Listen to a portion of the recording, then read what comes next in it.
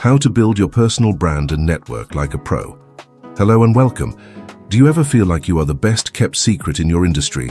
You have the skills, the passion, the ideas, but you are just not getting the opportunities you deserve. You see others moving forward, and you cannot help but wonder, what do they have that I do not? The answer most of the time is not more talent or better ideas. It is a stronger personal brand and a more powerful network. Now, when you hear the words personal brand, you might cringe. You might think of flashy influencers or corporate jargon, and networking might bring up images of awkward conversations and exchanging business cards that end up in the trash. Forget all of that. This book is your blueprint for doing it differently.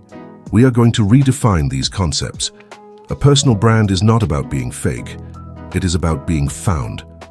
It is about amplifying who you already are, so the right people and opportunities can find you. And networking is not about collecting contacts. It is about creating genuine connections. Over the next 5 chapters, we will go on a journey together. We will start by discovering the authentic brand that already exists inside you. Then we will learn how to share it with the world. We will transform networking from a chore into a natural, enjoyable part of your life. And finally, we will learn how to turn those connections into real, life-changing opportunities. This is not about changing who you are. It is about learning how to show the world the incredible value you already possess. Before we begin, I have a simple question for you, and I would love for you to share your answer in the comments below. It will help get you in the right mindset for our first chapter. The question is this: what is one skill you are proud of, big or small? It could be a professional skill like coding or public speaking, or a personal one like baking the perfect loaf of bread or being a great listener. Do not overthink it. Just the first thing that comes to mind. Go ahead and pause this to write your answer. I am genuinely interested to see the amazing talents in this community. Now let's begin. Chapter 1. The Blueprint. Discovering your authentic brand. Welcome to Chapter 1. In this chapter, we are going to lay the foundation for everything that follows. You would not build a house without a blueprint, would you?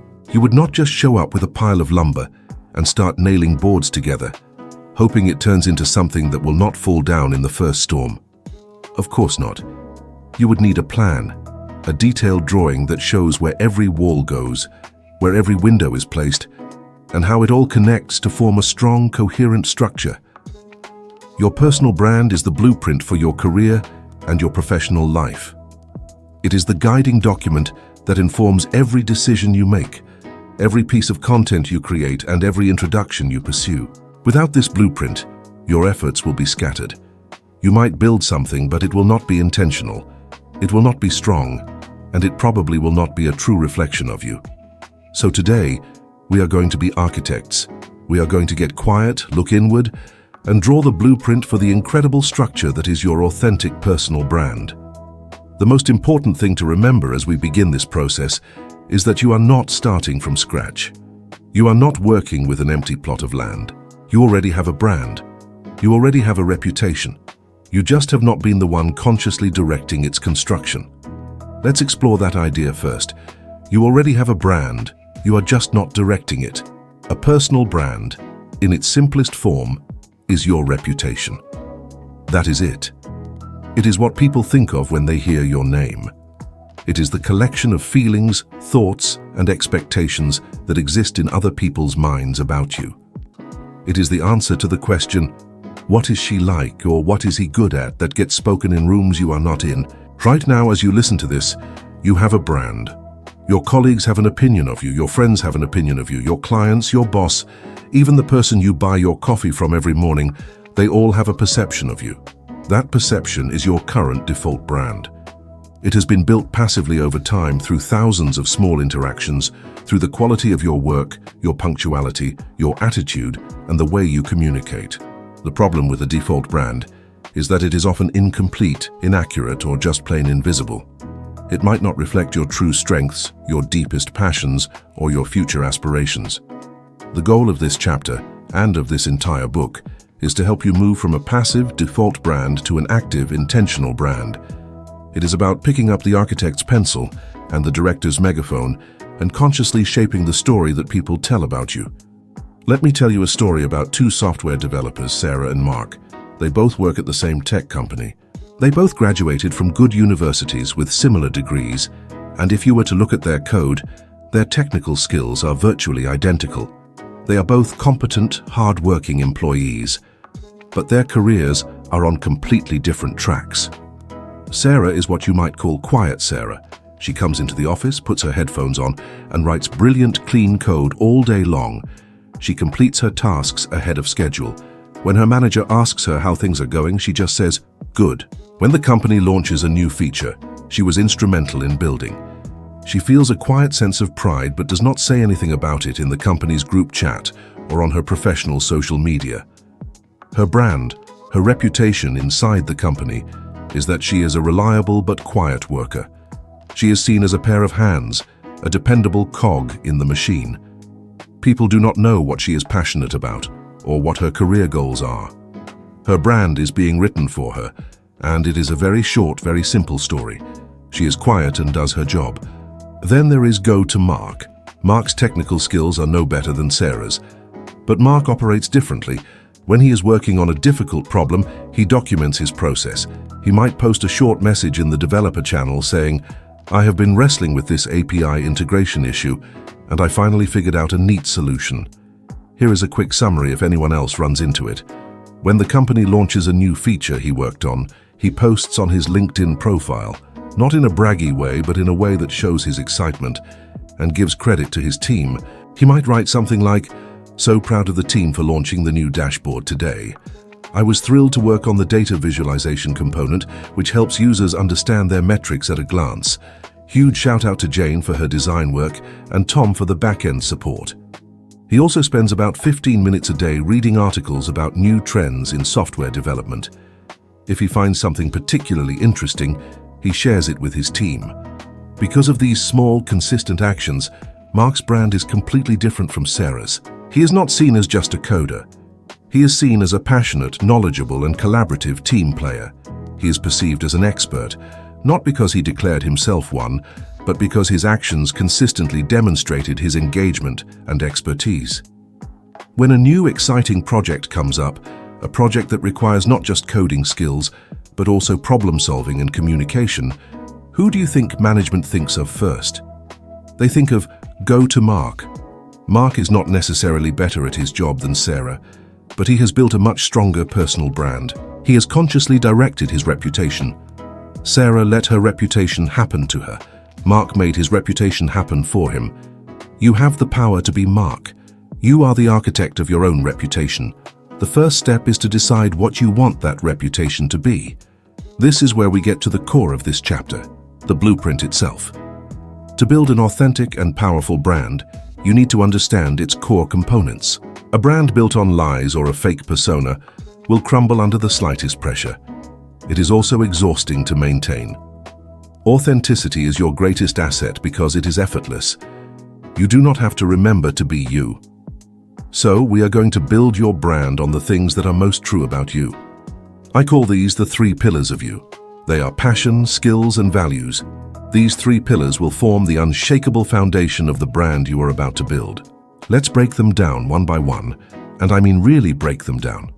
We are going to go deep here because the more clarity you have at this stage, the easier everything else will be.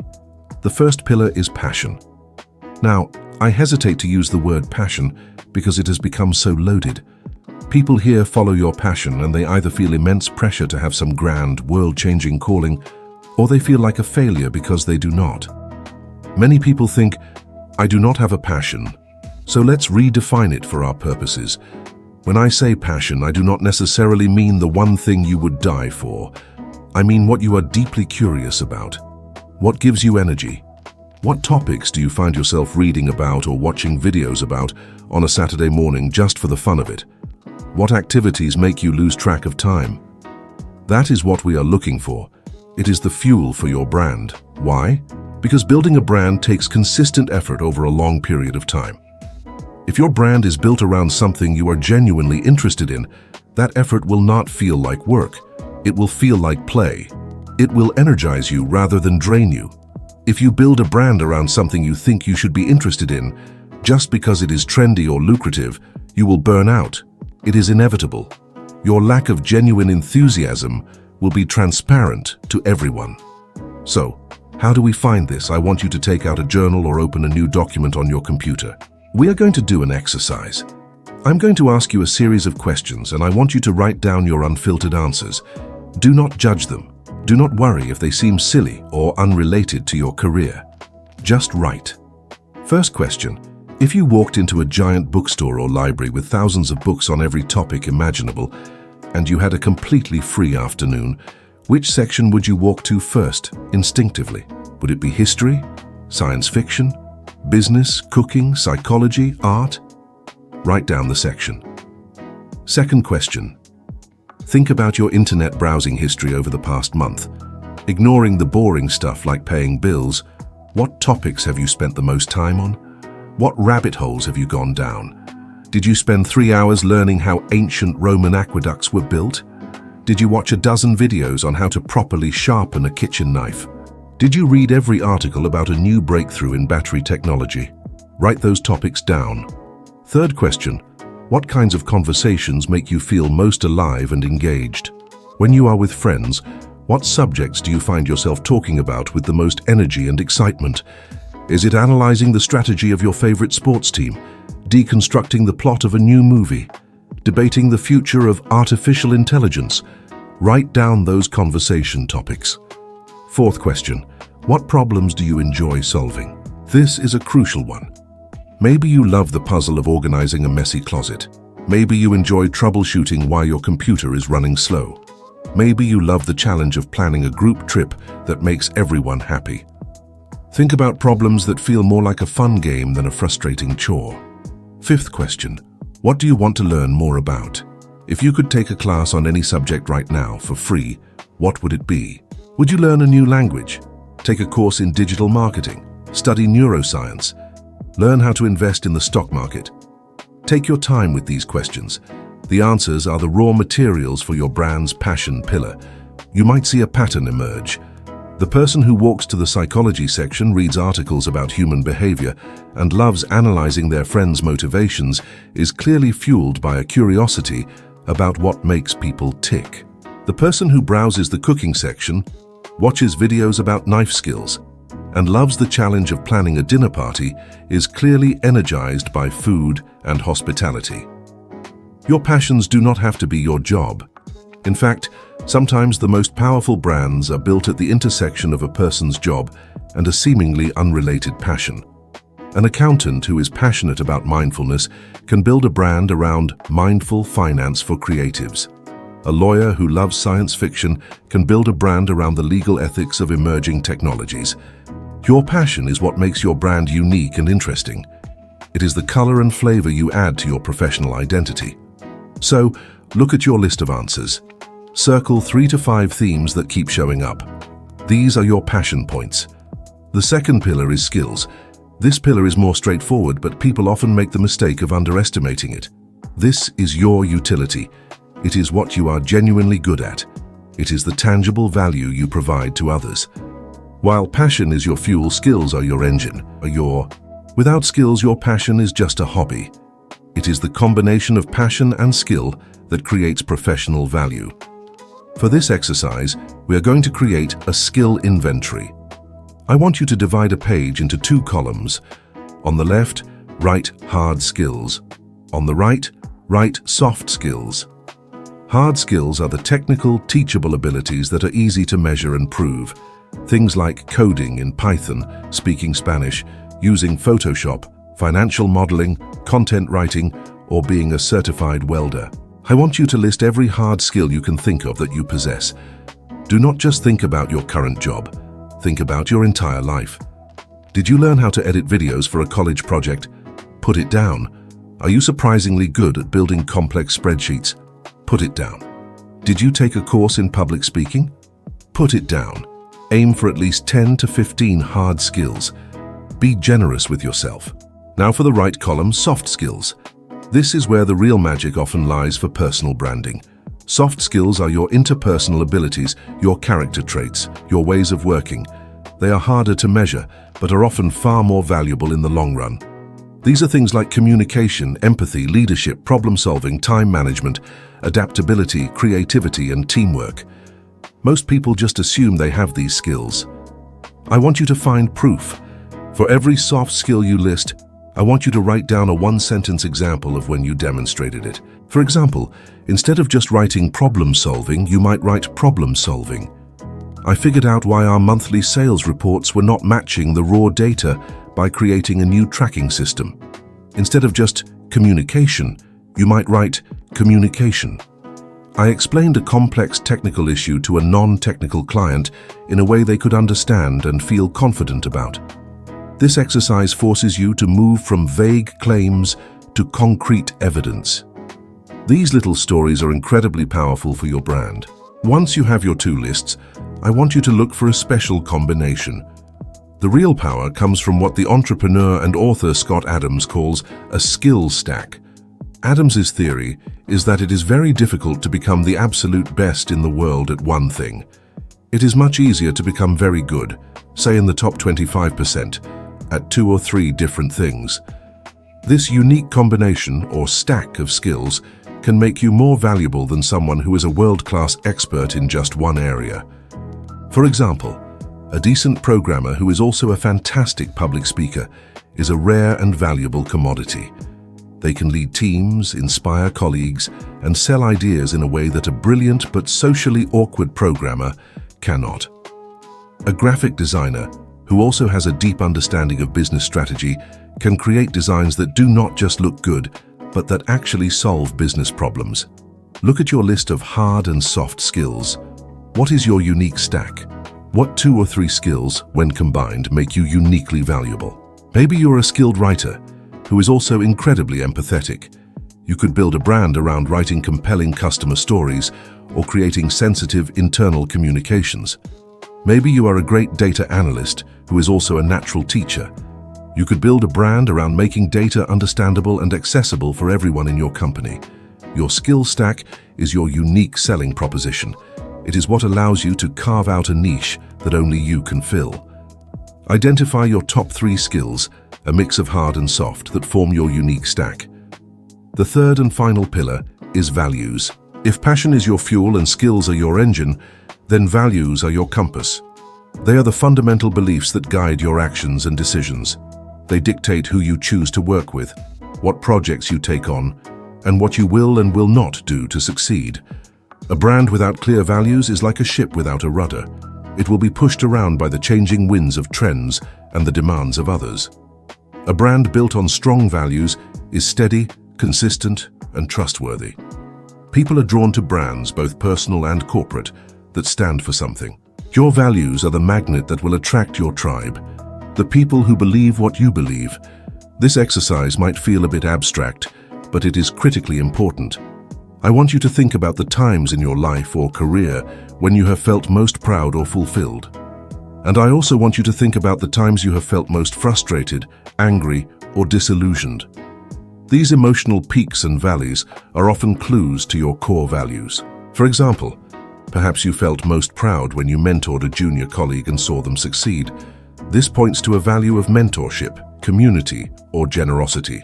Perhaps you felt most frustrated when a project was bogged down in bureaucracy and unnecessary meetings.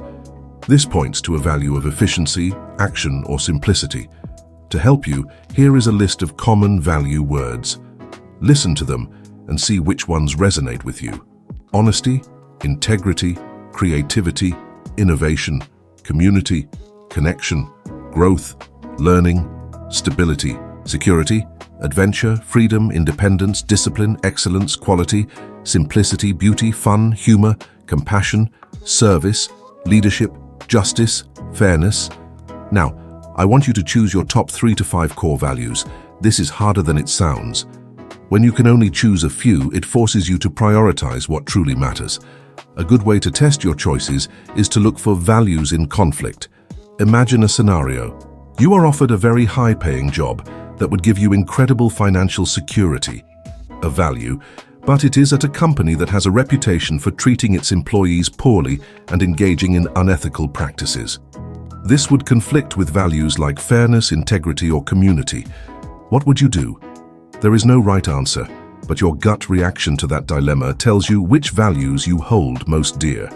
Your values are your non-negotiables. They are the rules of your own game. Write down your top 3 to 5 values, and just like with your soft skills, write down a short example of a time when you lived by that value, even when it was difficult. For instance, for the value of honesty, you might write, "I admitted a mistake I made on a project even though I could have hidden it, because I believe in taking responsibility." So now you have it. You have the raw materials from the 3 pillars. You have your list of passions and curiosities, your unique stack of skills, and your core non-negotiable values. You have done the hard work of introspection. You have your architect's drawings. Now it is time to turn those complex drawings into a simple, powerful statement that will guide your construction process. This is your core message. Your core message is a simple, concise sentence that combines your pillars into an authentic and compelling introduction. It is not something you have to tattoo on your forehead or recite to every person you meet. It is your internal guidepost. It is the 30-second answer to the question, "So what do you do?" that makes people lean in and say, "Oh, that's interesting. Tell me more." A great core message has 3 parts, and they should sound familiar. It answers, who do you help? What do you help them do, and how do you do it uniquely? This can be framed with a simple formula. I help a specific audience to achieve a specific outcome by using my passion for your passion and my skill in your unique skill stack. Let's look at some examples. Remember our accountant who was passionate about mindfulness. Her core message might be, I help creative freelancers and small business owners, the Werichu, take control of their finances and reduce their money-related stress, the what, by applying principles of mindfulness and simple organizational systems, the how. See how much more powerful that is than just saying, I'm an accountant. It instantly communicates her passion, her skill, and her value. It tells you who she is for and what she stands for. Let's try another one. Remember the developer, Mark? After doing these exercises, he realizes his passion is not just coding, but building tools that make people's lives easier. His unique skill stack is his ability to code combined with his talent for clear communication.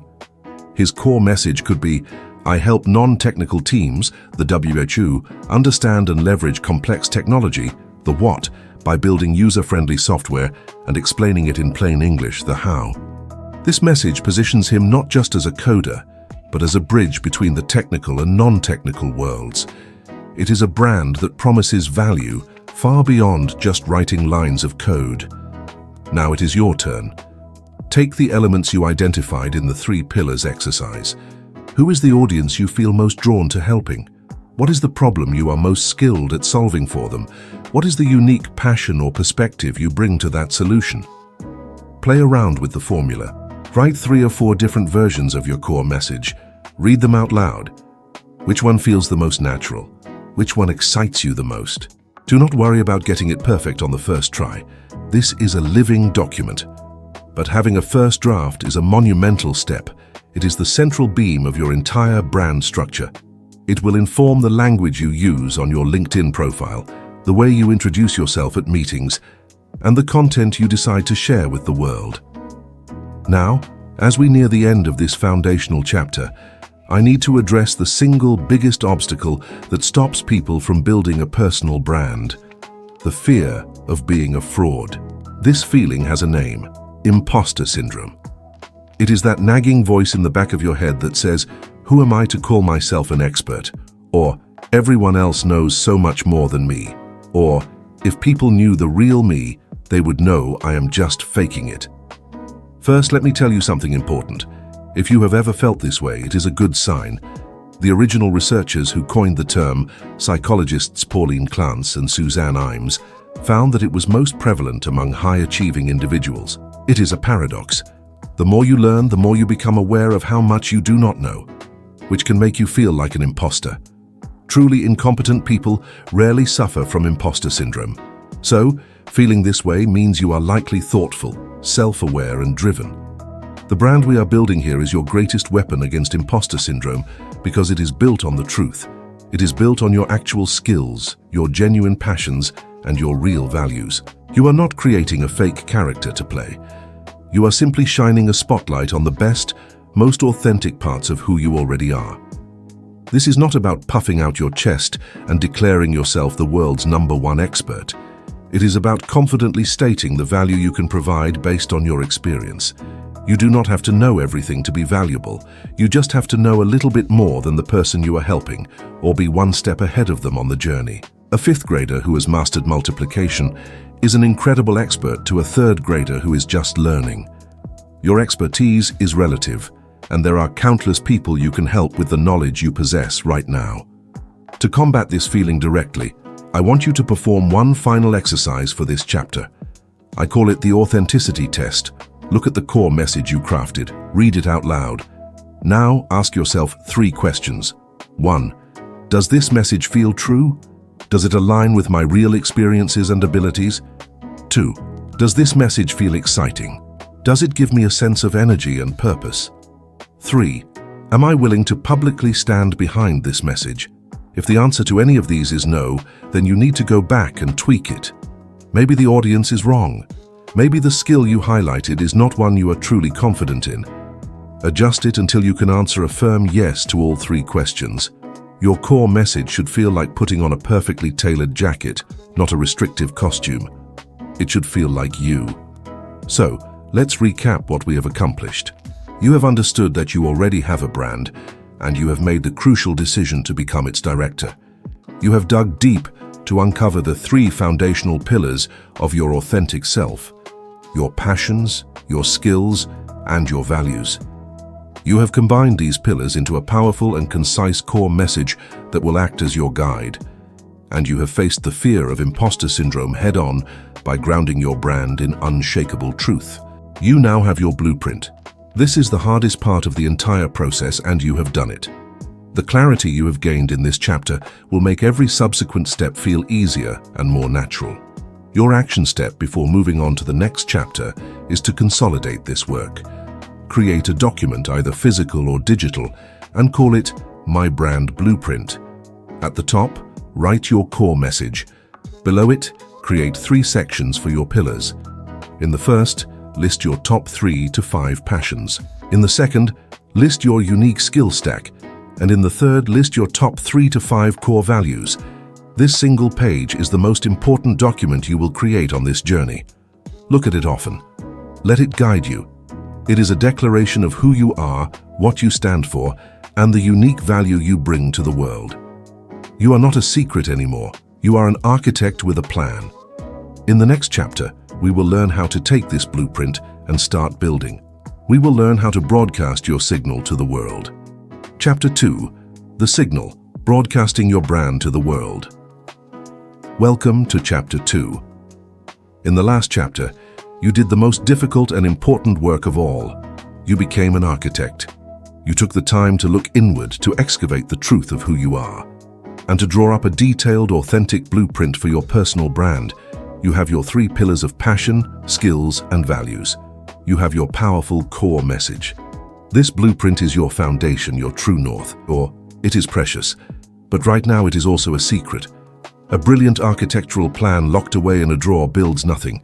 Its value is only realized when you share it with the builders, when you break ground, when you start putting up the walls for the world to see. This chapter is all about that process. It is about moving from internal clarity to external expression. It is about taking the beautiful, true story you have crafted about yourself and learning how to tell it to the world. Now, the very idea of broadcasting your brand can feel intimidating. It might bring up images of shouting into the void of the internet, of desperate self-promotion. I want you to erase those images from your mind. We are going to approach this differently. Broadcasting your signal is not about being loud, it is about being clear. It is not about being perfect, it is about being consistent. And it is not about shouting at everyone, it is about whispering to the right people. In this chapter, we will build a simple, sustainable system for sharing your value with the world in a way that feels natural, generous, and completely authentic to the blueprint you just created.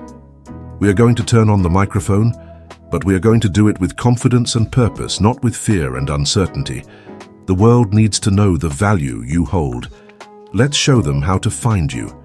Our first step is to address the single biggest source of paralysis in the digital age, the feeling of overwhelming choice. You look around and see people succeeding on every platform. There is the business leader who is a master of LinkedIn articles, the artist with a massive following on Instagram, the writer with a viral Substack newsletter, the consultant who gets all her clients from Twitter, and the young entrepreneur with a booming TikTok channel. The natural reaction is to think, I need to be everywhere at once. This is a trap. It is the fastest path to burnout and mediocrity. Trying to maintain a meaningful presence on 5 different platforms is like trying to have 5 deep, meaningful conversations at a party at the same time. You will end up saying nothing of substance in any of them. The secret is not to do more, it is to do less but better. The mantra for this first section is depth over width. You need to choose your stage, not every stage. Imagine your personal brand is a musical performance. You have practiced your instrument, you have written your songs, and you are ready to play. Would you try to book yourself into a coffee shop, a rock stadium, a jazz club, and a concert hall all on the same night? It is impossible. You would choose the venue that best suits your music, and where the audience who appreciates your style of music is most likely to be. Choosing your digital stage is the exact same process. We are going to select 1, or at most 2, platforms to be your primary home base. This is where you will focus 80 to 90% of your energy. This focus will allow you to learn the nuances of the platform, build real relationships, and create content that is tailored to that specific environment, leading to far greater results than scattering your seeds to the wind. So how do you choose? I have a simple 3-part framework to guide your decision. It is based on your audience, your medium, and your enjoyment. Let's break each of these down. First, and most importantly, where is your audience? Go back to the core message you crafted in Chapter 1. It started with, I help a specific audience. Who are those people? Where do they spend their time online when they are in a professional or learning mindset? You need to build your stage where the crowd is already gathered. If your brand is about helping corporate finance teams, spending all your time on Pinterest is probably not a good strategy. They are far more likely to be on LinkedIn. If your brand is about helping new parents with handcrafted, eco-friendly baby products, Instagram and Facebook are likely to be gold mines. If you serve software developers, they might be on Twitter or specialized forums like Stack Overflow. Do not guess. Do your research. Ask people in your target audience what newsletters they read, what social media platforms they check for industry news, and what podcasts they listen to. The biggest mistake people make is talking into an empty room. Your first job is to find the room where your people are already listening. Second, what is your medium? Your skills and passions should dictate the format of your content. Are you a gifted writer who can craft a compelling argument with words? Then, a blog, a newsletter, or a text-focused platform like LinkedIn or Twitter might be your natural home. Do you come alive on camera? Are you great at demonstrating things visually? Then YouTube or Instagram Reels would be a perfect fit. Is your strength in your voice, your ability to tell stories and explain concepts through audio? Then a podcast might be your ideal stage. Are you a visual artist, a designer, a chef, or a photographer whose work speaks for itself? Then a visual platform like Instagram or Behance is a no-brainer. Choosing a medium that aligns with your natural skills makes the act of creation infinitely easier and more effective. Pushing a writer to make videos or a visual artist to write long essays is like asking a fish to climb a tree. It is a painful struggle against your own nature. Look at your skill stack from Chapter 1 and be honest about where your communication strengths lie. That is your medium. Third, and this is the factor that ensures your long-term success, what do you actually enjoy? This connects directly to your passion pillar.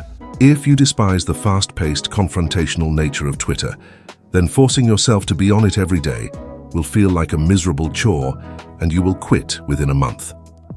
If you find the corporate polish of LinkedIn to be stuffy and restrictive, you will struggle to show up authentically there. Building a brand is a marathon, not a sprint. You have to enjoy the process, at least a little bit. If you genuinely love taking beautiful photos and writing thoughtful captions, you will look forward to creating content for Instagram. If you love the intellectual challenge of distilling a complex idea into a concise thread, Twitter will feel like a fun game. Your genuine enthusiasm or lack thereof is palpable. The audience can feel it. Choose a stage where you feel you can be most yourself, where the culture of the platform aligns with your values. So, take these 3 filters: your audience, your medium, and your enjoyment. Where do they intersect? For many professionals, LinkedIn is a fantastic starting point because the audience is there, it supports various mediums like text and video, and the professional context is clear. For creatives, Instagram often hits the sweet spot. For thought leaders and writers, a personal blog or newsletter offers the most control and a direct relationship with their audience. I want you to make a decision right now. For the next 90 days, what will be your one primary stage? Name it. Write it down. Commit to it. This focus is your new superpower. It will liberate you from the tyranny of choice and allow you to start building with purpose. Now that you have chosen your stage, you are immediately faced with the next great challenge, the terrifying blank page. The cursor blinks. The "what's on your mind" prompt stares back at you, and your mind goes completely blank. What do I even post about? I have nothing to say. No one cares what I think. This is another universal fear, and we are going to dismantle it with a simple, powerful framework. I call it the content compass. From now on, you will never have to wonder what to post about again. Every single piece of content you create, every post, every article, every video, will fall into one of 3 categories. It will either teach, share, or inspire. That is it. This compass will always point you in the right direction. Let's explore each of these points in detail. The first direction on our compass is teach. This is the foundation of building authority and providing tangible value. Your goal with a teach post is to help your audience solve a problem, learn a new skill, or understand a complex topic. You are essentially giving away a small piece of your expertise for free. This is the fastest way to build trust and to prove that you know what you are talking about. When people learn something useful from you, they immediately see you as a credible source. Think about your skills pillar. What do you know how to do that others might struggle with? What does a teach post look like in practice? It could be a how-to guide. For example, the accountant from Chapter 1 could post 3 simple steps to organize your receipts for tax season. It could be a list of tips. For example, a project manager could post my 5 favorite techniques for running more effective meetings. It could be an explanation of a concept. Our developer, Mark, could post, what is an API? A simple explanation for non-technical folks.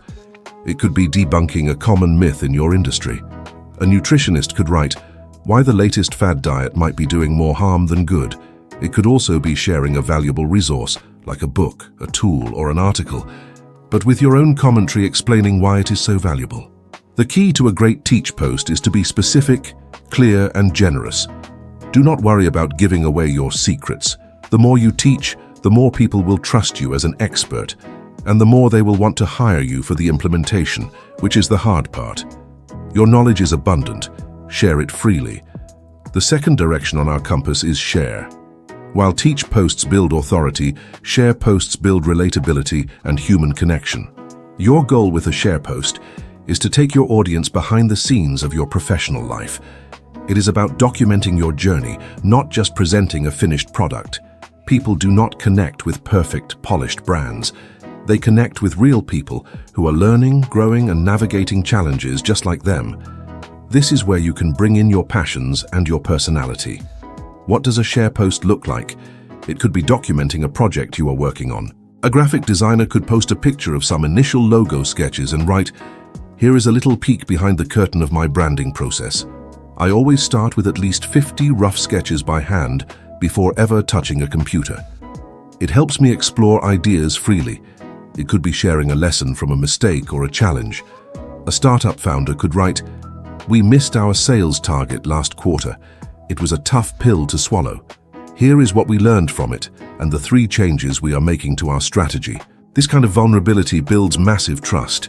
It shows you are real. It could be sharing something you are learning. You might post a photo of a book you are reading and say, I am reading Atomic Habits by James Clear. And this one idea about habit stacking has already changed my morning routine. Here is how I am applying it. This positions you as a lifelong learner, which is a very attractive quality. You are sharing your growth in public. A share post is about telling stories. It is about connecting the dots between your work and your humanity. Do not be afraid to show the messy middle. That is where the real connection happens. The third and final direction on our compass is inspire. This is the emotional heart of your brand. An inspire post is about connecting with your audience on the level of values and beliefs. Your goal is to share your vision, to celebrate wins, and to motivate others. This is how you rally your tribe, the people who are not just interested in what you do, but who believe in why you do it. This connects directly to the values pillar from your blueprint. What does an inspire post look like? It could be celebrating a milestone, either yours or a client's. The mindful accountant could share, "So incredibly proud of my client, a freelance writer, who just paid off her student loans after we put a 2-year plan in place. This is why I do what I do." It could be sharing your vision for your industry. An architect passionate about sustainability could write, "I believe the future of architecture is not about building bigger, but building smarter and greener." Imagine cities where every building produces more energy than it consumes. It could be sharing a powerful quote, but with your own personal reflection on what it means to you and how you apply it in your life. Do not just post the quote, add your unique perspective. It could be telling a story of transformation. A fitness coach could share a client's journey with their permission, highlighting their hard work and dedication. Inspire posts are about lifting people up. They are about connecting your daily work to a larger purpose. This is what turns a passive audience into a loyal community. So there you have it. Teach, share, inspire. This compass is your new best friend. Whenever you sit down to create content, just ask yourself, which direction am I heading in today? Am I going to teach something valuable, share something relatable, or inspire someone with my vision? You might find a natural balance. Perhaps 50% of your content is teach, 40% is share, and 10% is inspire. This simple framework removes the anxiety of the blank page and ensures that your content is always valuable, authentic, and engaging. Now that you have your stage and your content compass, we need to make sure your front door is clean and welcoming. Before people listen to what you have to say, they are going to look at who you are. Your online profile is your digital handshake. It is the first impression you make, and it happens in a fraction of a second. A study by researchers at the Missouri University of Science and Technology found that it takes less than 0.2 of a second for an online visitor to form a first impression of your profile or website.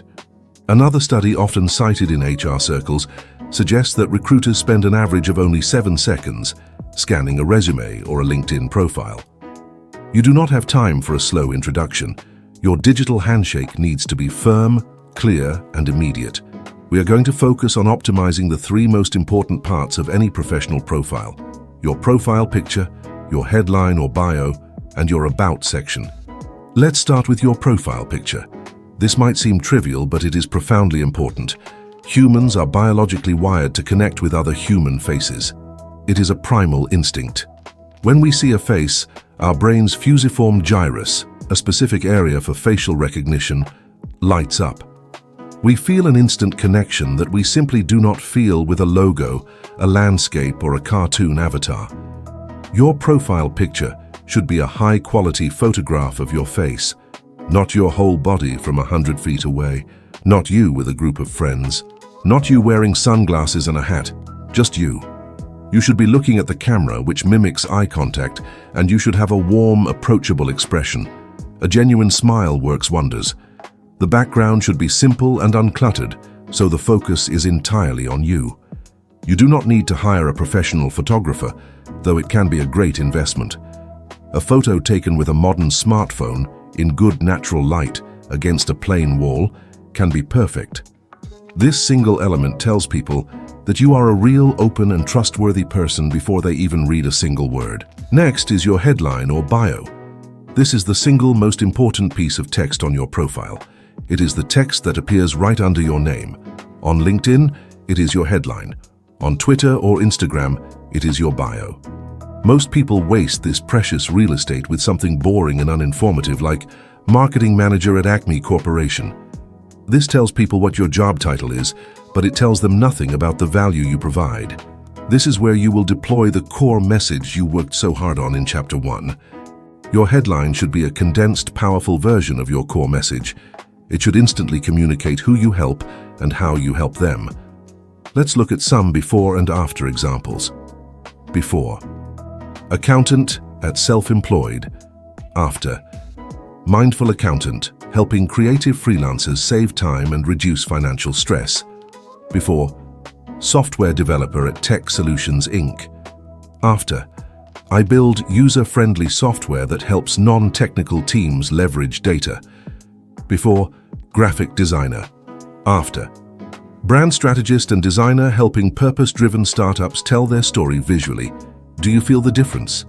The after versions are not just job titles, they are value propositions. They are magnetic. They make the right people want to click on your profile and learn more. Go to your chosen platform right now and rewrite your headline or bio using your core message as the guide. This 5-minute change will have a massive impact on the quality of people who find and connect with you. Finally, for platforms like LinkedIn that have a longer About section, you have an opportunity to expand on your story. Do not just treat this like a copy and paste of your resume's bullet points. That is what the Experience section is for. The About section is your chance to tell your story in a conversational first-person narrative. This is where you weave together all 3 of your pillars. Start with your why, your passion. What gets you excited about your work? Then, talk about your how, your skills. What is your unique approach or philosophy? You can use the mini stories you came up with for your soft skills here. Finally, talk about your who, the audience you are dedicated to serving. End with a clear call to action like, feel free to connect with me, or I'm always open to conversations about your topic. Write it as if you are speaking to someone over a cup of coffee. Let your personality shine through. A great About section makes a person feel like they know you before they have even spoken to you. With your stage chosen, your content compass in hand, and your digital handshake optimized, there is one final piece of the puzzle. It is the secret ingredient that separates the amateurs from the professionals. It is the thing that truly builds momentum over time. That secret is consistency. You cannot build a powerful brand by showing up in a big burst of energy for 1 week and then disappearing for 3 months. That is like going to the gym for 8 hours on a Saturday and then doing nothing for the rest of the month. You will just be sore and you will see no results.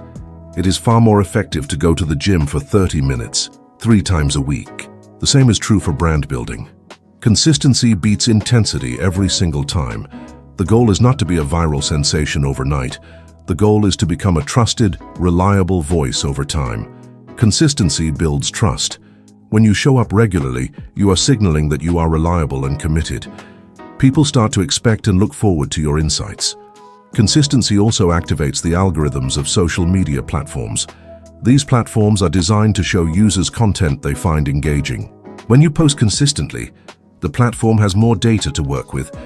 It learns who your audience is and starts showing your content to more of the right people. Most importantly, consistency builds your own confidence and skill. The first post is the hardest. The 10th is easier. By the 100th post, it is second nature. You get better at writing, better at speaking, better at communicating your ideas.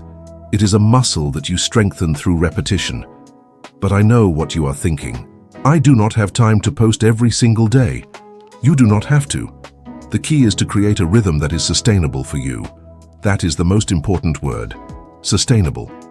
If you can only commit to posting once a week, that is perfectly fine. Posting once a week every single week for a year is 52 signals. That is 52 chances for the right person to discover you.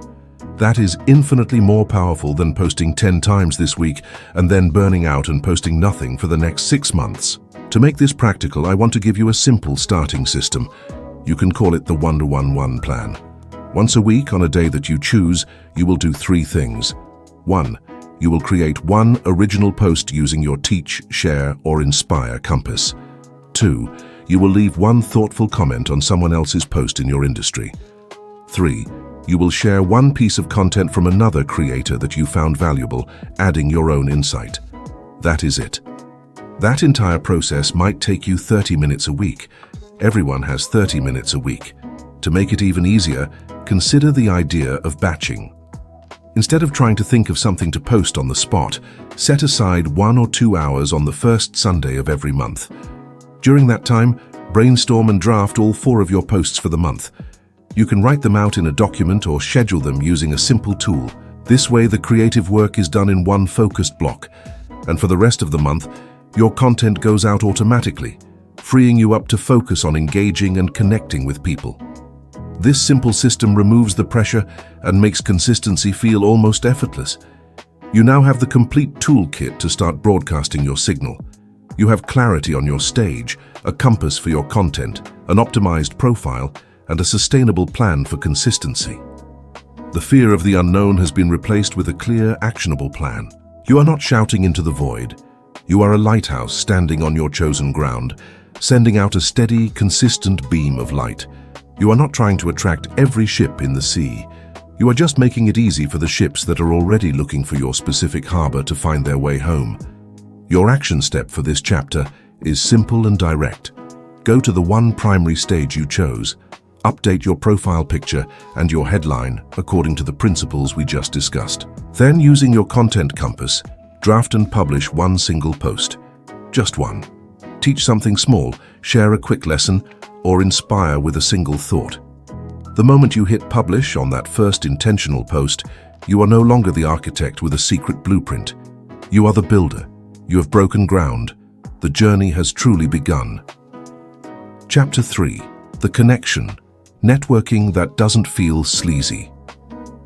In the last chapter, we turned on the lighthouse. We took your internal blueprint and began broadcasting a clear, consistent signal out into the world.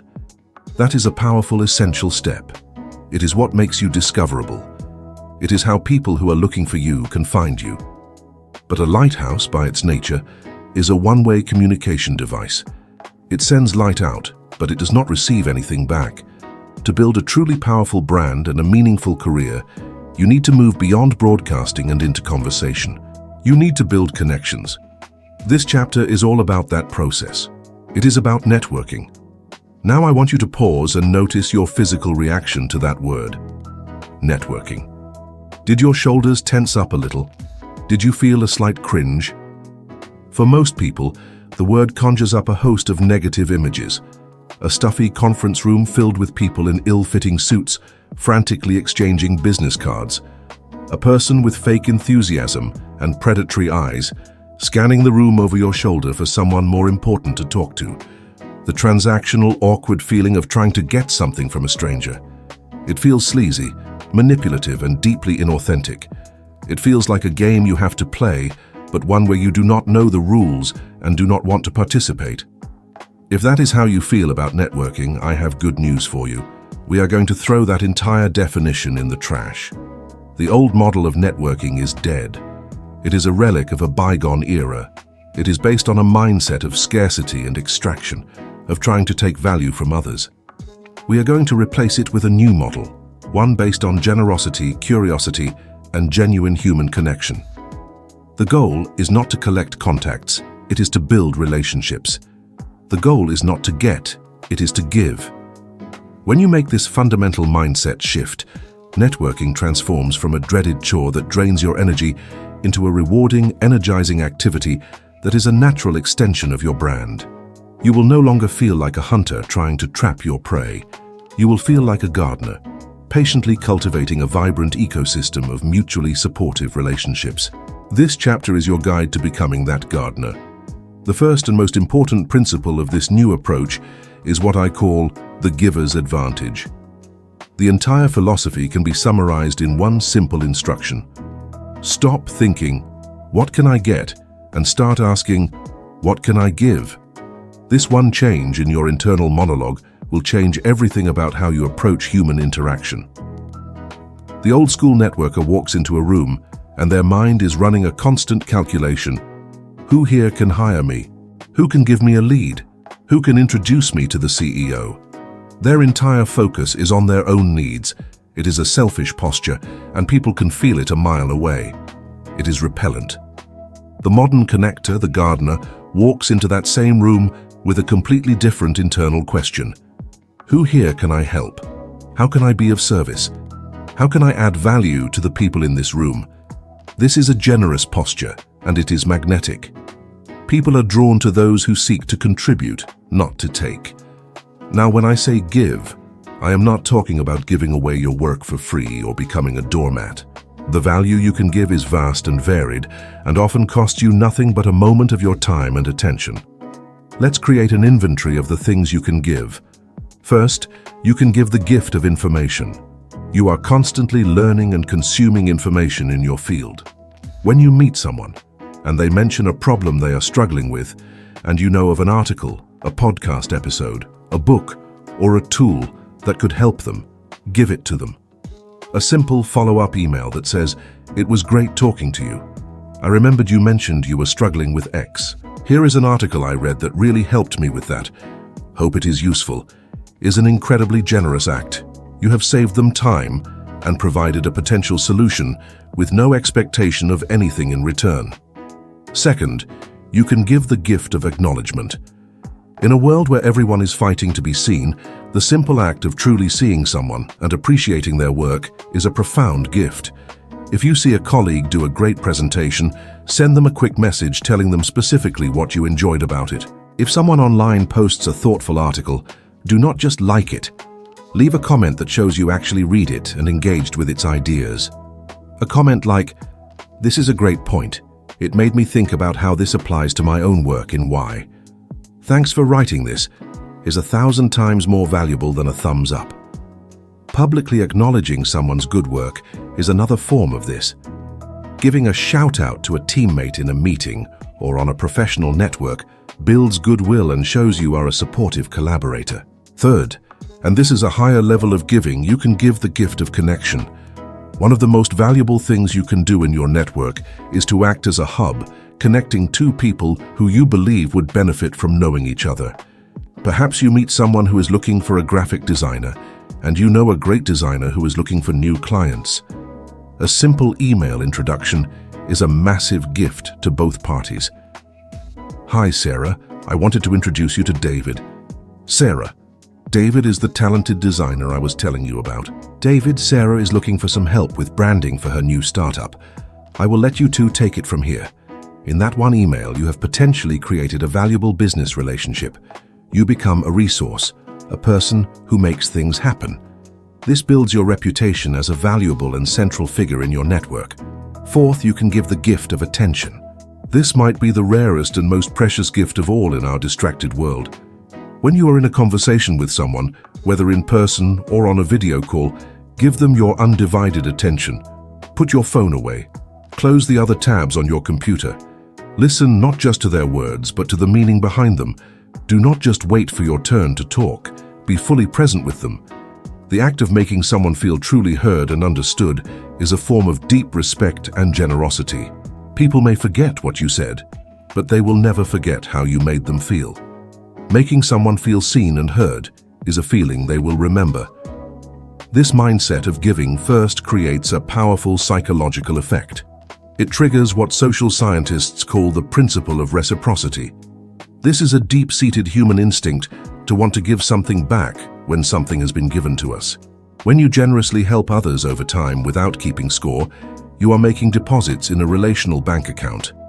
The world has a funny way of making sure those deposits come back to you, often from unexpected places and at unexpected times, with interest. By focusing on giving, you are playing the long game.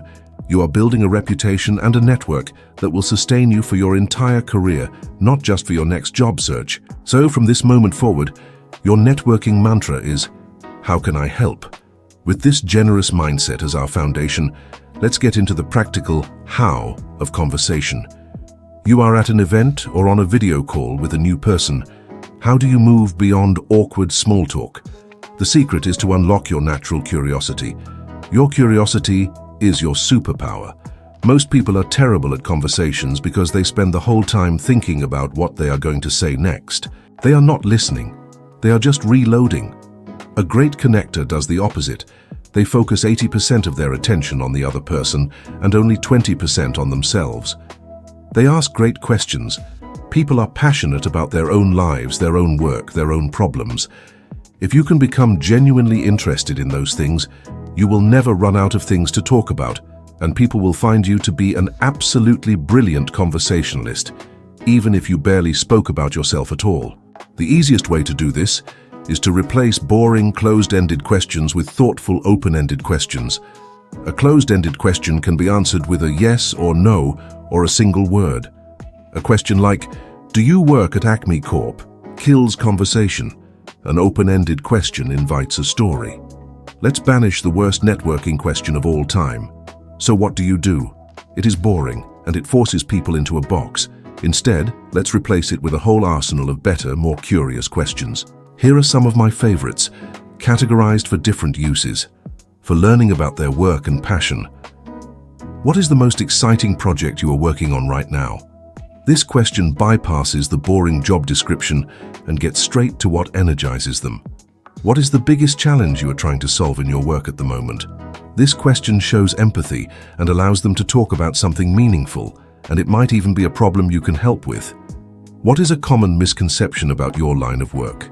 This is a fun, insightful question that lets them be the expert. What got you started in this field in the first place? This question gets to their origin story, their why, which is often a source of great passion. For learning about their interests and learning journey, what have you been learning about recently? This shows you value, growth, and curiosity. What is a book you have read or a podcast you have listened to lately that you would recommend? This is a fantastic way to find common interests and get great recommendations. What is a trend in your industry that you are particularly excited or worried about? This elevates the conversation from personal work to bigger ideas and shows you are a strategic thinker. The key is to ask a question and then actually listen to the answer. Listen for keywords, for moments of excitement in their voice, then ask a follow-up question. If they say the most exciting project they are working on is launching a new app, do not just nod. Ask, "Oh, that's fascinating. What's the main goal of the app?" Or what has been the most surprising part of the development process? This is active listening. It is a dance. Ask, listen, follow up. Ask, listen, follow up. This is how you go from surface-level small talk to a real, memorable conversation. You will learn incredible things and you will make the other person feel like the most interesting person in the world. That is a powerful connection. Now, a great conversation is a wonderful start, but it is often just a fleeting moment. The place where 90% of all networking efforts fail is in the follow-up. You have a great chat, you feel a real connection, you say, "We should definitely stay in touch," and then nothing. Life gets busy, the moment passes, and the potential relationship withers and dies. The connection is made or broken in what happens after the conversation ends. This is where we introduce two simple but profoundly effective habits, the 5-minute favor and the thoughtful follow-up. Let's start with the 5-minute favor. This concept, popularized by entrepreneur Adam Rifkin, is a way to make the giving mindset a simple daily practice. The rule is this: if you can do something that will help someone, and it will take you 5 minutes or less to do, you should just do it. No overthinking, no asking for anything in return. Just do it. This lowers the bar for generosity and turns it into a consistent habit. What does a 5-minute favor look like? It could be sending that article we talked about. It could be making that simple email introduction between two people. It could be sharing someone's post on LinkedIn with a complimentary note. It could be proofreading a single paragraph of an email for a colleague. It could be recommending a great candidate for a job opening at your company. These are small, simple acts, but they have a massive compounding effect. They are constant deposits into your social capital bank account. They signal to your network that you are a helpful, proactive, and generous person. The second habit, the thoughtful follow-up, is what cements a new connection. After you meet someone for the first time, you must follow up within 24 to 48 hours. Any later, and the memory of the conversation begins to fade. Your follow-up does not need to be long or complicated. It just needs to have 3 key ingredients. It must be personal, it must be specific, and it should add value. Here is a simple template you can use for an email or a LinkedIn message after meeting someone. The subject line should be clear and helpful, like, Great to connect at the marketing conference, or following up from our chat. The body of the message should follow this structure. First, a personal opening. Hi name, it was a pleasure meeting you yesterday at the event or context. Second, a specific reference to your conversation. I especially enjoyed our conversation about your work in sustainable packaging. It really got me thinking. This part is crucial. It shows you are actually listening and you remember them specifically. It separates you from everyone else who sends a generic, nice to meet you message. Third, the value add. This is where you can perform a 5-minute favor. As I mentioned, here is the link to that report on new biomaterials I thought you might find interesting. Or if you do not have something to share, you can simply offer a kind word. I was really impressed by your insights on the future of the industry. Finally, a simple closing. Hope our paths cross again soon. Best, your name, that is it. This simple, thoughtful message takes 3 minutes to write, but it does an incredible amount of work. It reminds them who you are. It shows you are paying attention. It reinforces the connection. And it positions you as a helpful, valuable contact. It moves you from that person I briefly spoke to someone who is now firmly and positively on their radar. Mastering this simple habit is like a networking superpower. As we build these habits of giving, listening, and following up, it is natural to feel a sense of pressure to do this with everyone, all the time. This leads us to the final, crucial principle of modern networking: quality over quantity. The old model of networking was a numbers game. It was about who had the thickest stack of business cards, the most LinkedIn connections, the biggest Rolodex. We now know that this is a fundamentally flawed approach. A person with 50 deep, trusting relationships will be far more successful and fulfilled than a person with 5,000 superficial contacts. There is actually a scientific basis for this. The British anthropologist Robin Dunbar conducted extensive research on primate and human social groups. He found a correlation between the size of the neocortex in the brain and the number of stable social relationships a species could maintain. For humans, he theorized that this number is around 150. This is now known as Dunbar's number. This is not the number of people you can know by name, but the number of people with whom you can have a real, reciprocal social relationship, one where you know who they are, you know who they know, and you are willing to do a favor for each other. This scientific concept should be incredibly liberating for you. It gives you permission to stop the frantic chase for more followers and more connections. It tells you that the goal is not to know everyone. The goal is to build a strong, reliable, and supportive community of about 150 people. Within that group, you will have different tiers of connection. You might have an inner circle of 5 to 15 people who are your closest mentors, collaborators, and champions. You might have a group of 30 to 50 strong ties, people you trust and interact with regularly. And the rest will be what sociologists call weak ties, people you know are friendly with, but do not have a deep relationship with. We will talk more about the incredible power of those weak ties in the next chapter. For now, the lesson is to focus your energy. Instead of trying to connect with 10 new people every week, what if you focused on having 2 genuinely great conversations? Instead of trying to keep up with 500 people in your newsfeed, what if you identified 20 people whose work you truly admire and made a conscious effort to support them and engage with their work thoughtfully? This focused approach leads to much stronger, more resilient relationships. It is the difference between trying to water a massive field with a small watering can versus using that same water to nurture a small, thriving garden. Your networking garden does not need to be huge, but it does need to be healthy. So let's put this all together. You have fundamentally redefined networking from a selfish act of taking to a generous act of giving. Your primary tool is not a sales pitch, it is genuine curiosity. Your conversations are not transactions, they are opportunities to learn and connect. You understand that the real work happens in the follow-up, and you have simple habits to make those follow-ups thoughtful and valuable. And you have released yourself from the pressure of knowing everyone, choosing instead to focus on building a high-quality community. This is networking that does not feel sleazy. In fact, it does not even feel like networking anymore. It just feels like being a good, helpful, and engaged human being who is interested in other human beings. That is a game anyone can play, and everyone can win. Your action step for this chapter is to put this into practice in a small, low-stakes way. This week, I want you to do two things. First, I want you to perform one 5-minute favor for someone who is already in your network. It could be a colleague, a former classmate, or a friend.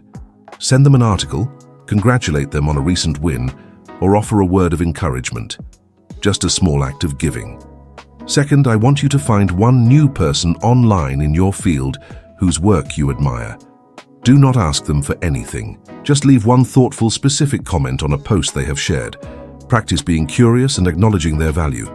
These two small actions are the first steps in your journey to becoming a gardener, a connector. You are planting seeds that will grow into a powerful, supportive network for years to come. Chapter 4. The Amplifier, Turning Connections into Opportunities. Welcome to Chapter 4. So far on our journey, we have accomplished something truly remarkable. You have moved from being a passive passenger in your own career to being the active, intentional architect. In Chapter 1, you drew the blueprint, discovering the authentic truth of your passions, skills, and values. In Chapter 2, you built the lighthouse, learning how to send a clear, consistent signal of your value out into the world. And in Chapter 3, you became a gardener, shifting your mindset from taking to giving and learning how to cultivate a network of genuine, supportive relationships. You have done the foundational work. The power grid has been built, the lines have been laid, the connections are in place. But a power grid with no appliances plugged into it is just potential energy. It is a system waiting for a purpose. This chapter is about flipping the switches. It is about learning how to transform the potential energy of your brand and network into the kinetic energy of real, tangible, life-changing opportunities. This is the part of the process that many people find the most daunting. It is one thing to share content and have nice conversations. It is another thing entirely to translate that goodwill into a new job, a new client, a collaboration, or a promotion. It can feel like a mysterious leap of faith. How do you get from a friendly chat to a formal offer? The truth is, it is not a leap of faith at all. It is a series of small, strategic, and generous actions that build a bridge between your current reality and your desired future. In this chapter, we will learn how to build that bridge. We will uncover the hidden power of your extended network. We will master the delicate art of asking for what you want in a way that people are happy to help. And we will learn how to create an environment where opportunities do not just happen to you by chance, but are drawn to you by design. You have built the engine. Now it is time to learn how to put it in gear and start moving toward your destination. Let's begin by exploring a fascinating and counterintuitive concept that is the secret engine of almost all opportunity. It is called the strength of weak ties. This idea was first articulated in a groundbreaking 1973 paper by a Stanford sociologist named Mark Granovetta. He conducted a study on how people found their jobs, and he discovered something that defied all common sense. He found that people were far more likely to find a new job through an acquaintance, someone they saw only occasionally, than through a close friend, someone they saw all the time. This seemed completely backward. Surely your best friends, the people who know you best and care about you most, would be the most helpful in your job search. But the data showed otherwise. This discovery reveals a fundamental truth about how information and opportunity flow through society. To understand it, we need to understand the difference between our strong ties and our weak ties. Your strong ties are your inner circle. They are your close friends, your immediate family, your trusted colleagues who you work with every day. These relationships are incredibly important for emotional support, trust, and deep collaboration. You share a lot of common ground with your strong ties. You tend to work in the same company or industry, read the same articles, know the same people, and talk about the same things. Your social circles overlap significantly, and that is precisely the problem when it comes to finding new opportunities. The information within your circle of strong ties is largely redundant. If there is a job opening at your company, you and your close colleagues will probably all hear about it at the same time. If there is a new idea circulating in your industry, you will all likely encounter it through the same channels. Your strong ties are like living inside a comfortable, familiar, and supportive echo chamber. It is a wonderful place for support, but a terrible place for new information. Your weak ties, on the other hand, are your acquaintances. They are the former colleague you have not spoken to in a year, the person you had a great conversation with at a conference 6 months ago, the friend of a friend you met at a party. These relationships are characterized by less frequent contact and lower emotional intensity. And this is where their true power lies. Your weak ties act as bridges to entirely different social circles, different industries, and different pools of information. They are outside of your echo chamber. The former colleague who now works in a different industry has access to a whole network of people and job openings you know nothing about. The person you met at the conference who lives in a different city is exposed to ideas and trends that have not reached your circle yet. Each weak tie is a doorway into a completely new world of knowledge and opportunity. Granovetter's great insight was that new information, and therefore new opportunity, almost always comes to us through these bridges, through our weak ties. Let's imagine this with a simple story. Meet Maria, a talented graphic designer who feels stuck in her current job at a large bureaucratic advertising agency. She wants to move into the exciting, fast-paced world of tech startups, but she does not know anyone in that world. She complains to her best friends, who are also designers at her agency. They are her strong ties. They are incredibly supportive. They say, "You're so talented, Maria. You'd be great at a startup." They send her links to job postings at other advertising agencies they hear about. They are helpful, but they are sharing information from within their own bubble. Maria is getting nowhere. Then, Maria remembers someone from a design workshop she took 2 years ago. His name was Ben. They had a nice chat and connected on LinkedIn, but they have not spoken since. Ben is a weak tie. Maria notices on LinkedIn that Ben now works as a product designer for a hot new tech startup. He is a bridge to the world she wants to enter. Summoning her courage, she sends him a message, not asking for a job, but referencing their shared experience and asking a curious question, just as we learned in Chapter 3. She writes, "Hi Ben, long time no talk. I was just thinking about that awesome workshop we took with Paula Scher a couple of years ago. I see you've made a move into the tech world. That's fantastic. I'm really curious to learn more about the transition from agency life to startup life. Hope you're doing well." Ben writes back, happy to hear from her. They have a brief exchange.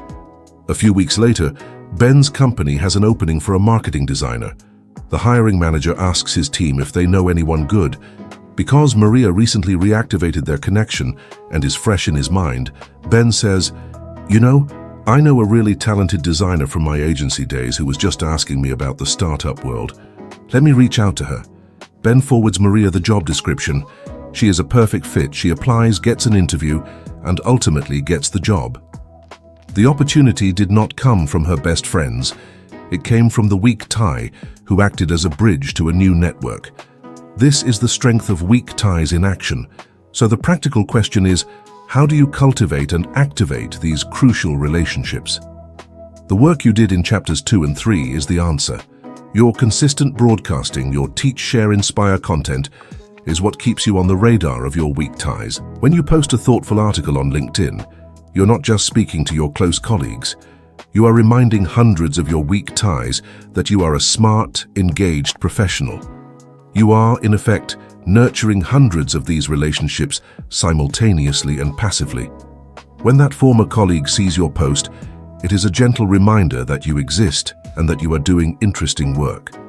This makes it so much easier and less awkward to reach out when you need to. Another powerful strategy is to intentionally reactivate what are known as dormant ties. These are weak ties that have gone cold, connections you have not spoken to in 3 years or more.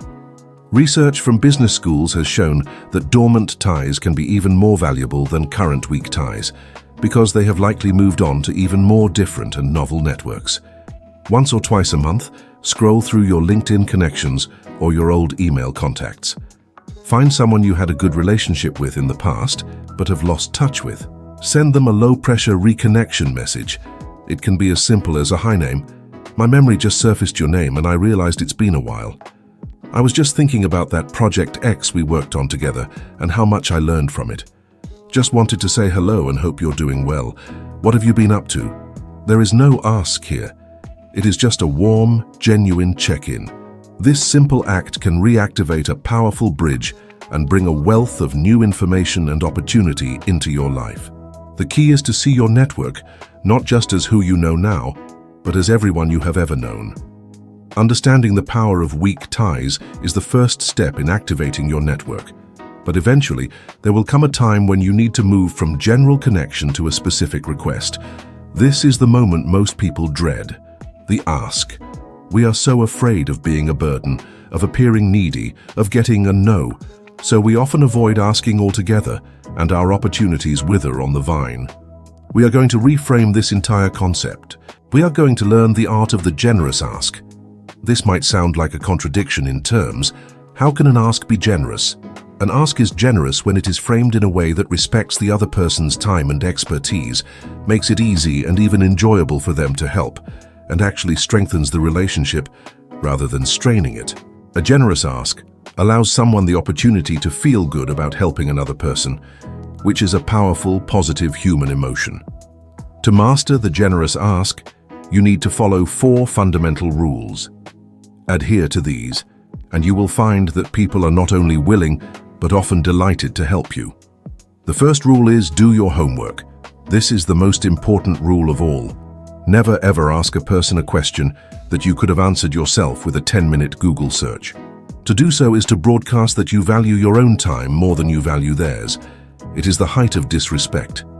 Before you ask for a person's time or advice, you should know who they are, what they do, what their company does, and what they have written or spoken about publicly. If you are asking for career advice, you should have already researched the roles and companies you are interested in. If you are asking for an introduction, you should know exactly why that introduction would be mutually beneficial. When you do your homework, your ask can be specific and intelligent. It shows the other person that you are serious, you have taken initiative, and you are not just looking for a handout. It honors their expertise by not wasting it on basic questions. The second rule is, be incredibly specific. Vague asks are impossible to fulfill and create a cognitive burden on the person you are asking. A vague ask is something like, "Can you help me find a job?" Or, "Can I pick your brain about your industry?" The person receiving this request has no idea what to do. What kind of job? What about the industry? They have to do the work of figuring out how to help you, which makes them less likely to respond at all. A specific ask, on the other hand, is a clear, well-defined request that the other person can easily understand and act on. Let's look at the difference. A bad, vague ask. "Hi Sarah, I see you work at Google. I'd love to work there. Can you help me?" Sarah's internal reaction is probably, "Help you how? I don't know you, I don't know your skills, this is awkward." A good specific ask. "Hi Sarah, my name is David. I'm a software engineer with 5 years of experience in machine learning. I deeply admire Google's work on the TensorFlow project. I am planning to apply for the Senior Machine Learning Engineer position, job ID job 12345, on your team. Based on your experience at Google, I have 2 specific questions. 1. What aspects of the engineering culture do you enjoy the most? And 2. Is there any particular skill or experience that you believe is most crucial for success on the AI team? Any insight you could share would be immensely valuable. I have attached my resume for your context. See the difference? The second ask is a generous ask. It is specific. It shows David has done his homework. He has a clear goal. He is asking for specific insights, not a job. He has made it easy for Sarah to respond with a few sentences of advice that would be highly valuable to him. He has taken the burden off of her and placed it on himself. The third rule is, provide an out. This is a small but psychologically powerful technique that transforms the dynamic of an ask. At the end of your specific request, you should always add a phrase that gives the other person an easy, guilt-free way to say no. Phrases like, "I know you're incredibly busy, so no worries at all if you don't have time." Or, "Please don't feel obligated in any way, but any thoughts you have would be greatly appreciated." This seems counterintuitive. Why would you want to make it easier for them to say no? Because it removes all the pressure and social obligation from the request. It signals that you respect their autonomy and their time. It makes them feel in control. Paradoxically, when people feel they can say no without social penalty, they become far more likely to want to say yes. They are now helping you, not because they feel they have to, but because they want to. It transforms the interaction from a transaction into a freely given gift. The fourth and final rule is, make it easy to say yes. Once you have done your homework, made your ask specific and provided an out, you need to remove every possible point of friction that might stop the person from helping you. If you are asking for a meeting, do not say, "Let me know when you're free." This creates work for them. Instead say, "Would you be open to a 15-minute chat? If so, here is a link to my calendar to find a time that works for you," or "I'm happy to work around your schedule." If you are asking for an introduction, do not say, "Can you introduce me to your boss?" Instead, provide a short, forwardable email that they can copy and paste. It should briefly explain who you are, why you want the introduction, and include a link to your LinkedIn profile. All they have to do is hit forward and add a personal note. You are doing the work for them. The less effort your ask requires from the other person, the higher the probability of a yes. Mastering the generous ask is a game changer. It allows you to tap into the expertise and resources of your network without ever feeling like a sleazy taker. It is an act of respectful, well-prepared, and humble outreach. And it is a skill that will serve you for the rest of your life. Now, as you get better at connecting with people and making generous asks, you will start to see opportunities to move to the highest level of networking. This is where you do not just participate in the network, you become the network. This is where you become the hub. The hub is a person who is not just a node in the network, but a central connector that other nodes rely on. The most valuable person in any room is often not the one with the highest title, but the one who knows everyone and is constantly making valuable introductions. Becoming a hub is the ultimate expression of the giver's advantage we talked about in Chapter 3. It is about making connecting others your primary mode of operation. How do you become a hub? The first step is to become an exceptional listener. When you are in conversations, you need to listen with a third ear. You are not just listening for what the person is saying, but for what they need. Are they looking to hire someone? Are they struggling with a specific business problem? Are they looking for a recommendation for a good accountant?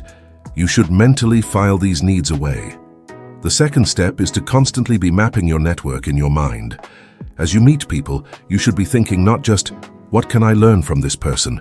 but "Who do I know that this person should know?" Your brain should become a matchmaking service for talent, needs, and resources.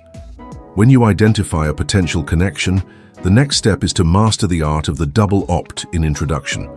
A common mistake people make is to just fire off an introduction email connecting two people without asking either of them first. This can put people on the spot and create an awkward obligation. The professional, respectful way to do it is to get permission from both parties first. It works like this. Let's say you know Maria, who is looking for a web developer, and you know David, who is a fantastic freelance web developer. First, you would email David. "Hi David, hope you're well. I was just speaking with a contact of mine, Maria, who is the founder of a really interesting new company. She's looking for a freelance developer to help with her new website, and I immediately thought of your excellent work. Would you be open to an introduction? Let me know." Once David says yes, you then email Maria. "Hi Maria, following up on our chat, I have a great freelance developer in my network named David, who might be a good fit for you. I've worked with him before, and he does fantastic work. Would you like me to connect you both via email?" Once Maria says yes, and only then, do you send the introduction email to all three of you. This double opt-in process is a sign of immense professional respect. It ensures that the connection is welcome and timely for both people. It also pre-frames the introduction as valuable. By taking this extra step, you are signaling that this is a high-quality connection.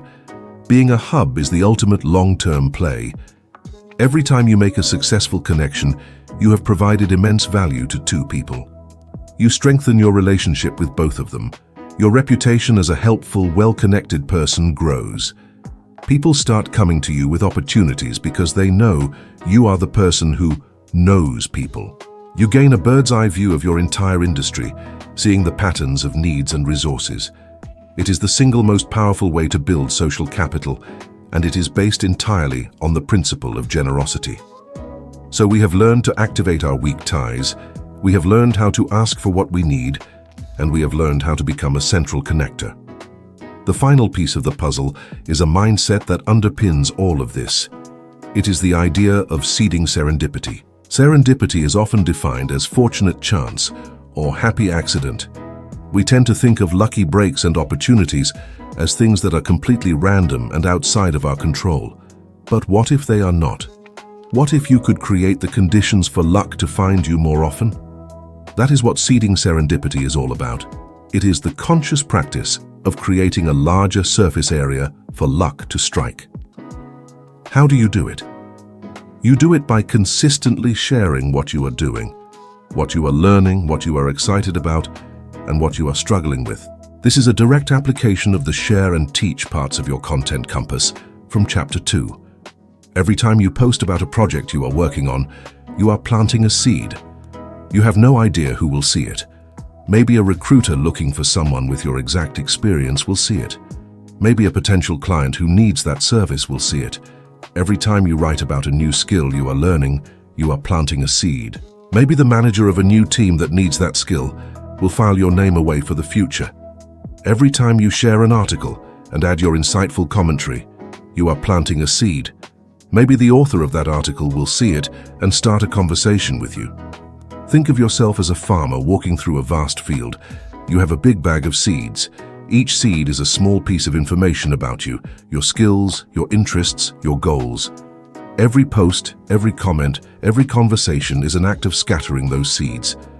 You do not know which seeds will land on fertile ground.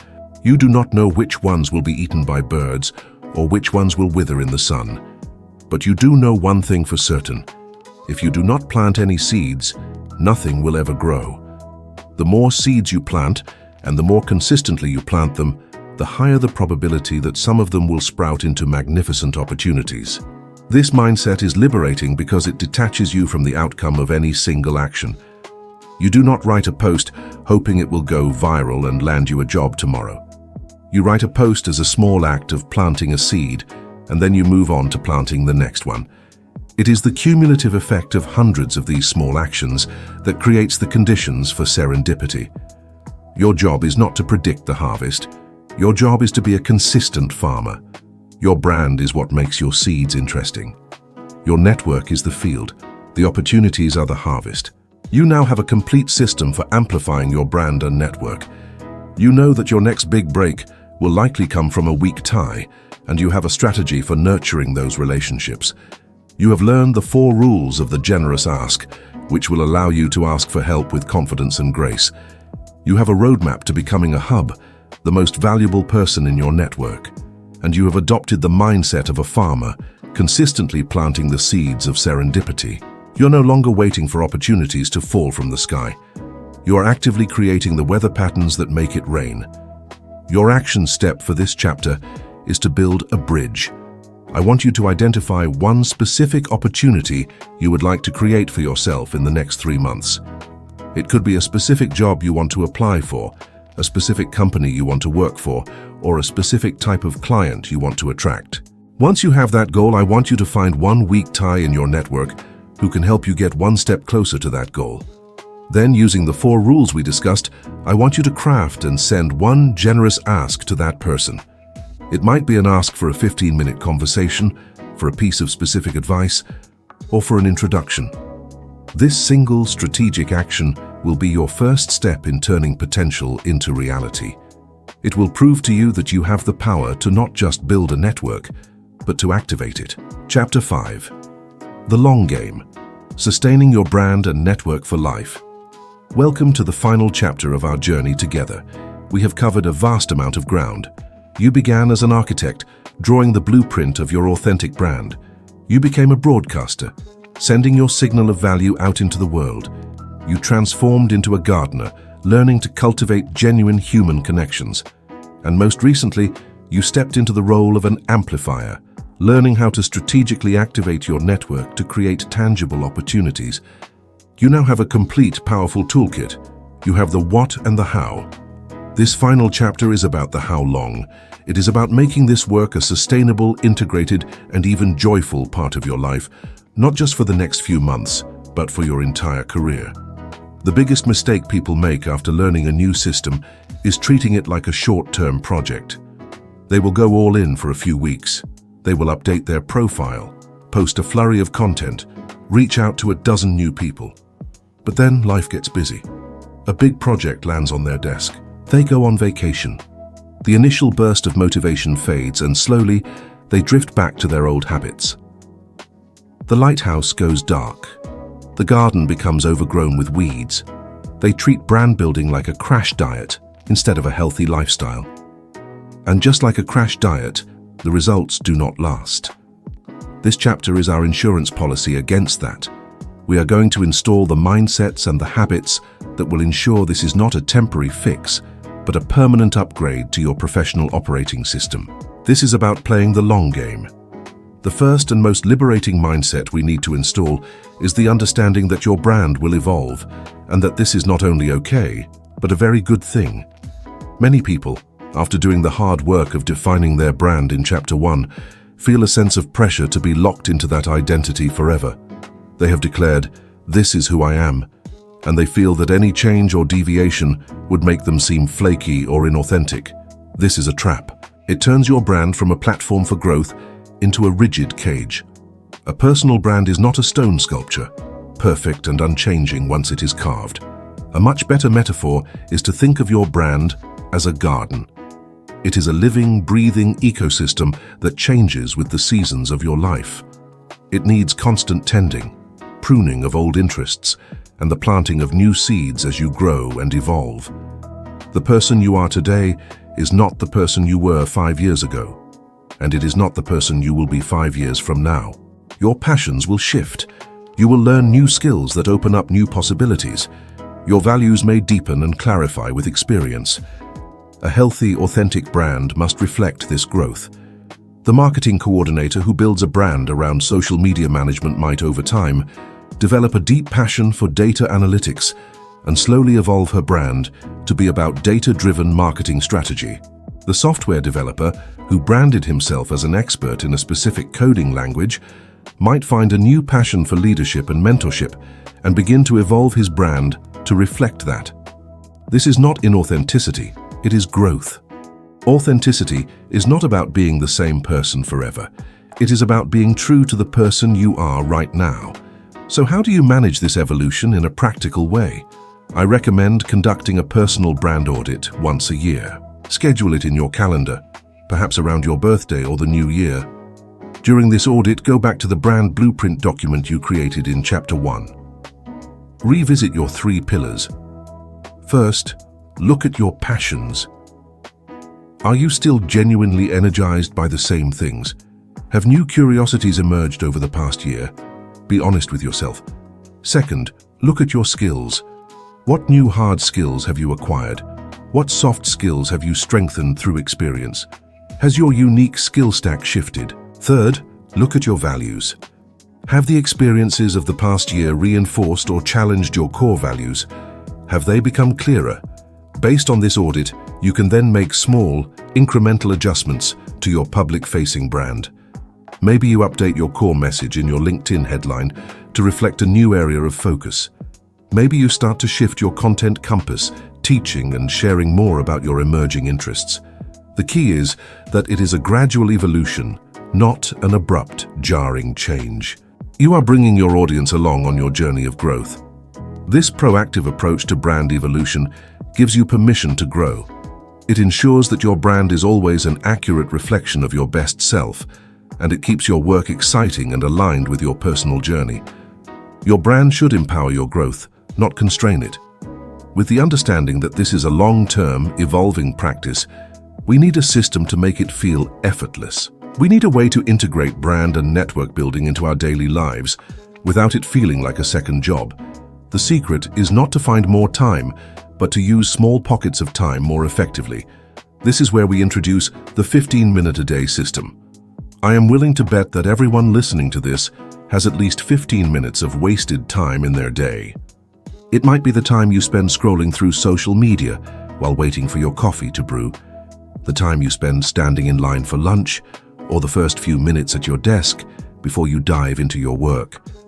We are going to reclaim that 15 minutes and turn it into the most productive quarter hour of your day. This system is broken down into 3 simple 5-minute blocks. The first 5-minute block is consume. Your ability to provide value is directly proportional to the quality of the information you take in. To be a thought leader, you must first be a thought follower. Spend the first 5 minutes of your session actively consuming high-quality information related to your field. This is not mindless scrolling. This is purposeful consumption. What could you do in 5 minutes? You could read the lead article from a curated industry newsletter. You could watch a short, educational video on YouTube. You could read the abstract and conclusion of a new research paper. You could listen to the first 5 minutes of a podcast episode. You could scan the headlines of a major trade publication.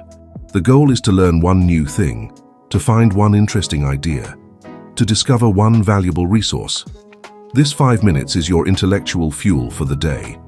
The second 5-minute block is contribute. Now that you have taken in some value, your job is to create some value.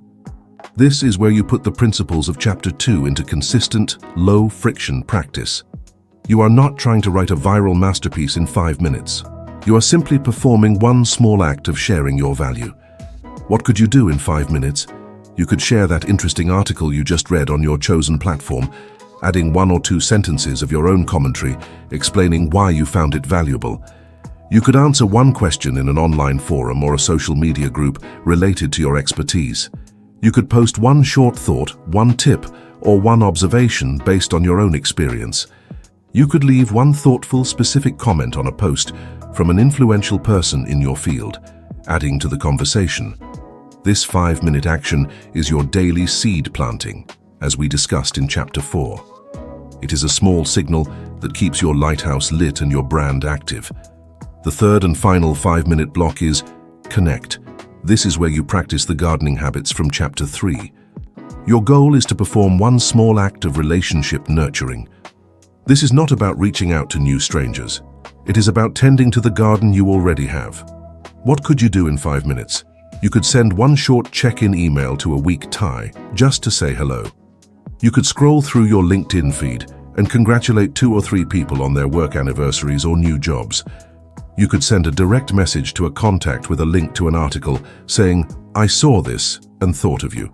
You could perform one 5-minute favor, like making a quick introduction or offering a piece of feedback. This 5-minute block is about strengthening the threads of your network, one small thread at a time. Consume, contribute, connect. 5 minutes for each, 15 minutes a day. That is all it takes. This might sound too simple to be effective, but you are forgetting the most powerful force in the universe, compounding. 15 minutes a day does not seem like much, but that is 1 hour and 15 minutes a week. That is over 5 hours a month. That is 65 hours over the course of a year. That is the equivalent of more than a week and a half of full-time work dedicated solely to building your brand and your network. It is a massive competitive advantage. This small, sustainable daily habit, performed consistently over time, will produce results so large they will seem magical. It will keep your knowledge current, your brand visible, and your network warm. This system is the engine of the long game. Now, as you practice this system and play the long game, you will inevitably face setbacks. You will have a post that gets no engagement. You will reach out to someone who does not respond. You will go for a job and not get it. In these moments, it is easy to get discouraged, to feel like you are failing or losing. This is why the final mindset shift is so crucial. We need to learn how to play an infinite game. This concept was introduced by the philosopher James Cass. He proposed that there are 2 types of games in life: finite games and infinite games. A finite game is played for the purpose of winning. It has known players, fixed rules, and an agreed-upon endpoint when the winner is declared. A football game is a finite game. A presidential election is a finite game. Getting a specific promotion can be viewed as a finite game. In finite games, there are clear winners and losers. An infinite game, however, is played for the purpose of continuing the play. It has both known and unknown players. The rules are changeable, and there is no finish line. The goal is not to win, but simply to stay in the game and keep it going. Friendship is an infinite game. Marriage is an infinite game. Learning is an infinite game. And your career, your personal brand, and your network are all one giant, beautiful, infinite game. When you see your career as a series of finite games, your primary motivation is to beat the competition. You are constantly comparing yourself to others. Did your colleague get a bigger raise? Did your competitor get more likes on their post? When you do not get the job, you feel like you have lost. This mindset is exhausting, stressful, and ultimately self-defeating. When you shift your perspective to that of an infinite game player, everything changes. Your so-called competitors are no longer adversaries to be vanquished. They are simply other players in the game, whose successes and failures can provide valuable lessons to help you play better. Your goal is not to be number one, but simply to be better and more knowledgeable tomorrow than you were today. A setback, like not getting a job, is no longer a loss. It is simply feedback. It is a learning opportunity that helps you adjust your strategy so you can continue to play the game more effectively in the future. The focus shifts from short-term, external validation, winning, to long-term, internal growth, playing. This infinite game mindset underpins everything we have learned. An infinite game player builds their brand on an authentic foundation, Chapter 1, because a fake persona is impossible to sustain indefinitely. They show up consistently, Chapter 2, because the goal is to endure, not to make a single splash. They adopt a generous, giving mindset, Chapter 3, because they know that strengthening the other players is the best way to keep the game healthy and interesting for everyone. They focus on building bridges and seeding serendipity, Chapter 4, because they are not focused on a single, finite win, but on creating a sustainable system for future opportunities. Adopting this mindset will make you more resilient, more collaborative, and ultimately more successful. It frees you from the crippling anxiety of comparison and the fear of failure. Your only real competition is who you were yesterday. As long as you are learning, growing, and contributing, you are playing the infinite game beautifully. And so we arrive at the end of our journey, but at the true beginning of yours. We have talked about blueprints and lighthouses, gardens and amplifiers. We have talked about mindsets and systems. But what does it all add up to? What is the ultimate purpose of all this work?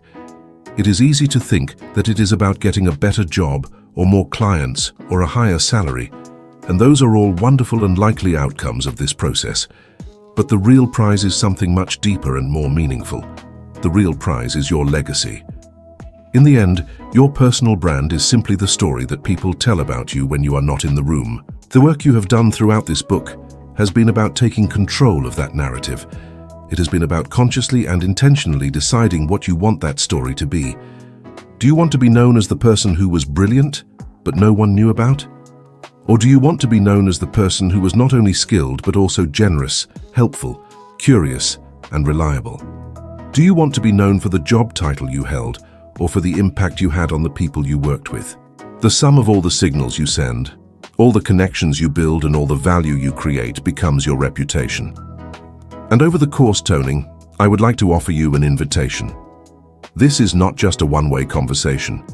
The principles we have talked about here, principles of community, connection, and continuous learning, are the very foundation of what I strive to build every single day. If you found value in our time together, and you want to continue the conversation with a community of people who are on the same journey of growth, you can find more content and join our ongoing discussion over at the Audio Waves channel. Let's keep building together.